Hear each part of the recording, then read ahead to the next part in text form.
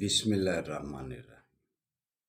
اٹھو مسلمانوں، اپنے مقدر جگا لو، نماز ادا کر کے اپنے اللہ کو منا لو۔ اللہ آپ پر اس وقت ہی راضی ہوگا جب آپ اللہ کے آگے گردنیں جھکانے والے بن جائیں گے۔ نوافل کی کثرت کیا کرو، فرائض کی ادائیگی میں پابندی کیا کرو۔ نوافل کی کثرت میں گھبرانا، یہ کہاں لکھا ہوا ہے، کیسے لکھا ہوا ہے، بھائی چھوڑو ان باتوں کو۔ خود کہہ رہا ہوں کہ اللہ کو کیا پسند ہے۔ اللہ کو یہ پسند ہے کہ آدمی میرے آگے جھکتا رہے، گردنوں سے سریا نکال کر سجدے میں گرتا رہے۔ کچھ خاص وقت ہیں جس وقت سجدہ کرنا غلط ہوتا ہے، زوال کے وقت۔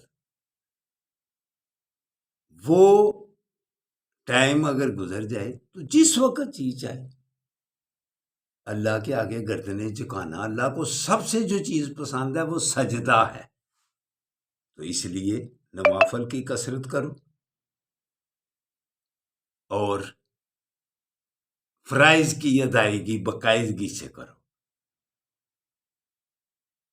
تو اٹھو، اٹھ کر نوافل بھی ادا کرو اور فرائض کی پابندی کرو، اور پھر آپس میں پیار و محبت سے رہو۔ اگر ناراضگی ہو جائے تو یا مانیو کی تسبیح کیا کرو، پھر آپس میں اللہ کی مہربانی سے صلح ہو جائے گی۔ تو پیار و محبت سے رہنا یہ صحت کو برقرار رکھتا ہے۔ تو اگر نفرتوں سے رہو گے تو پھر صحت بھی خراب ہوگی اور اللہ کے حکم عدولی ہو جائے گی۔ نبی کریم صلی اللہ علیہ وآلہ وسلم کا فرمان علی شان بھی ہے کہ بڑے گناہوں میں قتل کرنا، ان سے بچو، ناراضگیوں سے بچو۔ علامہ اقبال بھی کیا خوب فرماتے ہیں،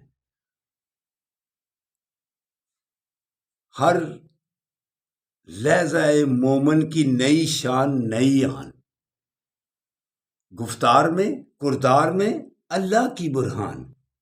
تو ہم جب گفتگو کرتے ہیں تو نفرتوں والی کرتے ہیں، غیبتوں والی کرتے ہیں۔ دوستو، پیار و محبت والی گفتگو جو ہے نا، وہی آپ کی بیماریوں، پریشانیوں اور الجھنوں کو دور کرے، محبت والی گفتگو۔ تو دوستو اٹھو، اٹھ کر سب سے پہلے اللہ کے آگے گردنیں جھکایا کرو، پھر اللہ آپ پر جب راضی ہو جائے گا آپ کی زندگی چین اور سکون سے گزرے گی۔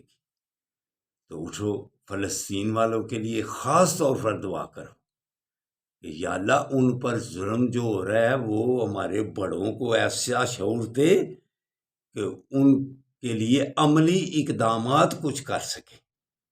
کشمیر والوں کے لیے، فلسطین والوں کے لیے یک جان ہو جاؤ اور کٹھے مل کر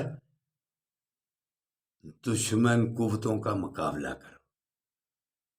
اللہ حافظ، اللہ حافظ، اللہ حافظ۔